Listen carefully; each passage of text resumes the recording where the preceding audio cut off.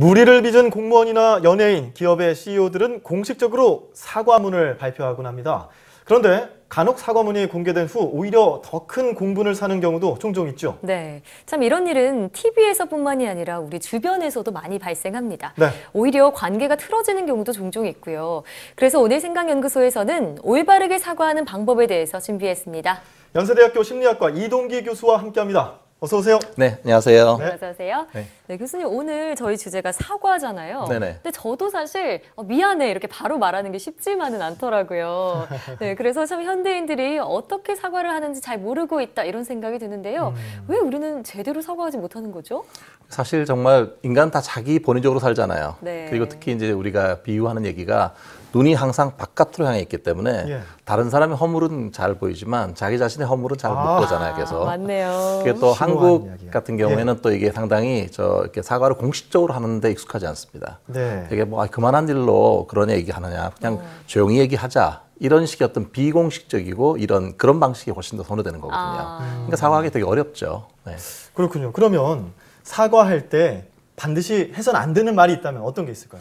제 생각에는 사과할 때 이건 빼야 될 것 같아요. 그러니까 나는 그런 의도는 아니었는데 네가 예민하게 반응하는 거야. 네, 그런 너가 거. 그렇게 받아들인 게 너의 문제야. 오해다. 그럼 은근히 상대방한테 책임을 전가하는 거잖아요. 네. 아니면 항상 조건부로 말하는 건 안 돼요. 그러니까 무슨 말이냐면 뭔가 불편하셨다면 죄송해요. 그러니까 상대가 불편하셨다는 걸 전제로 하면 내가 사과하지만 그게 아니면 나는 동의하지 않는다 이런 얘기가 지금 거기에 들어가는 거잖아요. 예, 그런 조건부 절대 안 되고요. 일부라도 상대한테 책임을 전가하는 건 좋지 않아요. 무슨 말이냐면 너도 좀 잘못한 건 있지? 이렇게 말하면 사과하는 그 진정성 자체가 날아가기 때문에 오히려 화를 더 많이 내게 만듭니다. 네. 사과를 확실하게 사과를 해야 되는 거죠. 말씀하시는데 계속 왜 이렇게 찔리죠?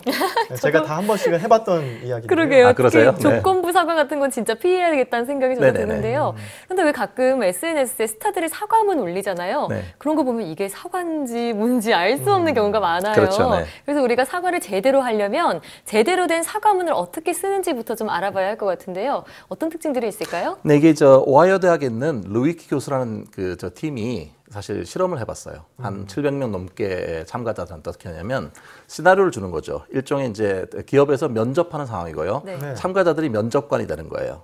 근데 이제 그 중에 신입사원으로 면접받으러 온 사람 중에 한 명이 이전 직장에서 엄청난 실수를 했다는 걸 알게 됐어요. 그런 다음 어떻게 하냐면 그러니까 상당히 추궁을 하겠죠. 그러면 이 사람이 이제 뭔가 사과를 여러 가지 방식으로 해요. 그때 어떤 게 정말 좋고 효과적인 사과인지를 평가하게 하는 겁니다. 그래서 6가지의 사과의 정말 중요한 요소들을 도출을 해냈어요. 6가지의 중요한 요소. 네네. 그럼 이 실험을 통해서 도출된 그 6가지 어떻게 되나요? 6가지 아마 저희가 화면이 준비되는지 모르겠는데요. 화면 다시 보시면서 말씀하시면 좋겠습니다. 네. 네, 첫 번째는 이게 자신이 정말 저지른 잘못에 대해서 후회를 표현하라. 후회한다는 마음을 표현하는 것이 첫 번째고요. 그다음에 이제 두 번째는 뭐냐면 일이 어떻게 해서 이렇게 틀어지게 됐는지 그 경위를 잘 설명하라 하는 거고요. 세 번째는 자신이 잘못한 거에 대해서 그게 내 책임이다라고 하는 책임 인정하는 거가 중요한 부분이고요.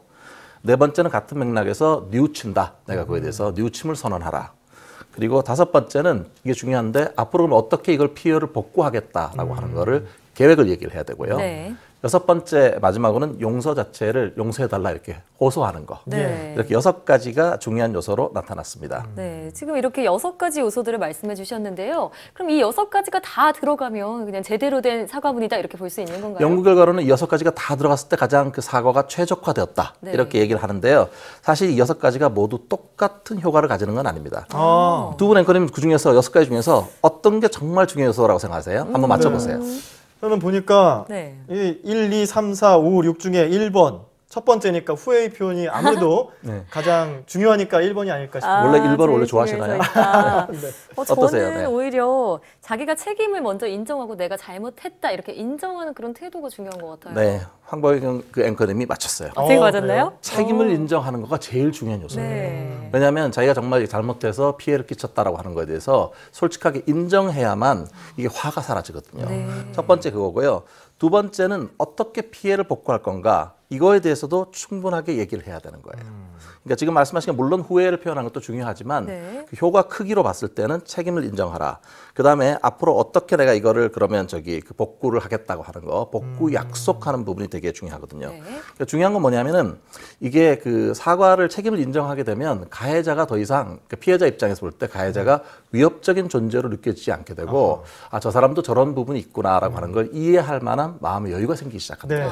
그러니까 용서를 할 어떤 여유가 생기는 거죠. 예, 사실 어떤 조직의 리더가 자기의 직접적인 잘못도 아닌데 어찌됐든 이 모든 것의 잘못은 내 책임이다. 네. 라고 했을 때 사실 조직원들은 안도가 되거든요. 네. 네, 그런 부분에서 책임을 인정하는 것이 중요하다는 말씀을 해주신 게 공감이 됩니다. 네. 근데 이 중에서 그렇다면 1, 2, 3, 4, 5, 6번 다 중요하겠지만 중요도가 덜한 요소는 아무래도 봐주세요. 용서 호소하는 그거 아닐까요? 저희가 이제 많이 하는 것 중에 하나인데 네. 용서를 이제 호소하는 거잖아요.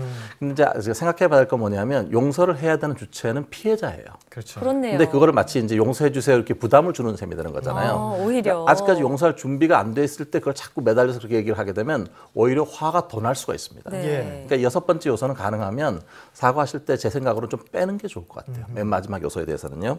진정한 사과를 할 때 중요한 게 뭐냐면은 미국 심리학자인 맥컬로프 박사팀에서 연구를 했는데요. 뭐냐면은 가해자의 사과가 피해자에게서 용서로 이어지려면 중간에 중요한 게 하나가 있어야 된다. 예. 그게 뭐냐면 가해자 저 사람도 어쩔 수 없이 저렇게 했구나라고 하는 그 입장에 대한 공감이 돼야 되는 거예요. 예. 그러니까 저 사람도 한 사람 인간이구나. 네. 그러니까 저렇게 할 수밖에 없었구나. 이거를 해야만 용서가 되는데 그냥 용서해 주세요 무조건 봐주세요 이렇게 말하는 건 도움이 안 됩니다. 그렇군요. 네.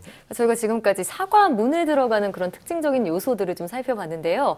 근데 또 직접 만나서 사과하는 것도 다를 것 같아요. 이게 더 그럴 어렵죠. 때는 네, 좀 그 사람의 태도나 자세 이런 것도 보게 될 것 같고요. 어떤가요? 물론 뭐 말은 사과한다고 하면서 짝다리 짚거나 팔짱 미안해. 끼거나 뭐 이런 식으로 대충 얘기하거나. 시선도 마주치지 않거나 그러면 안 되겠죠. 네. 그러니까 이게 사과라는 게 언어적인 요소에다가 비언어적인 요소가 합쳐져야만 진정한 그런 사과가 되잖아요. 때에 따라서는 말보다 그 비언어적인 게 더 중요할 수도 있어요. 그러니까 눈물을 흘린다든지, 뭐 무릎을 꿇는다든지, 뭔가 진정한 그런 걸 표현해 주는 거가 어쩌면 용서를 빨리 받는 방법이기도 합니다. 네. 예, 그러니까 지금 말씀하신 비언어적이라는 거는 제스처나 눈빛이나 표정 이런 것들을 얘기를 하신 그렇죠. 거죠. 네.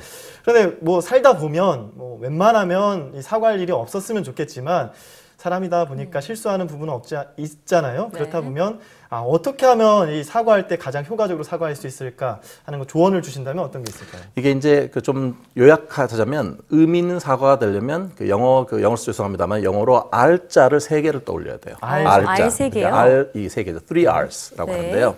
첫 번째는 후회를 표현하는 의미에서 regret의 네. R, 후회를 표현하라.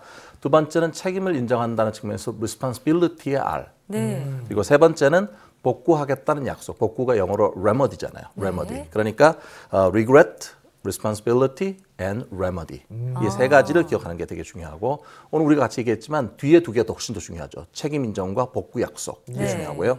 두 번째는 상대가 화가 났을 때는 화를 낮추기 위해서는 첫 번째는 그 화가 날 만하다는 거를 그러니까 그거를 좀 인정하는 반응을 해야 돼요. 충분히 화가 날 만하다.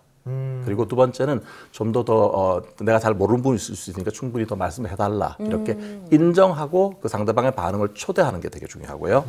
세 번째는 이 사과의 효과가 우리가 생각할 때 사과를 하면 심리적으로 편안해지는 걸 말하잖아요. 심리적으로 편안한 것 말고도 신체적으로도 엄청난 도움이 된대요. 신체적으로요? 그러니까 뭐 심장 박동수 같은 것도 훨씬 안정화되고 혈압도 충분히 안정화해서 떨어진다고 얘기를 하거든요. 예. 그만큼은 사과가 우리의 심신 모두에 중요하다는 말인데요. 말씀하신 것처럼 누구나 조금씩은 다 뭐 잘못하고 실수할 수 있잖아요. 네. 중요한 건 이 사과하는 게 정말 용기를 필요로 하는 거지만 그만큼 가치롭다는 걸 말씀드리고 싶습니다. 네. 참. 저희가 지금까지 좀 잘못에 대해 인정하고 진심으로 책임을 지르는 그런 자세에 대해서 얼마나 중요한지 한번 이야기를 나눠봤습니다. 예. 지금까지 생각연구소 연세대학교 심리학과 이동기 교수와 함께했습니다. 오늘 말씀 고맙습니다. 네, 고맙습니다.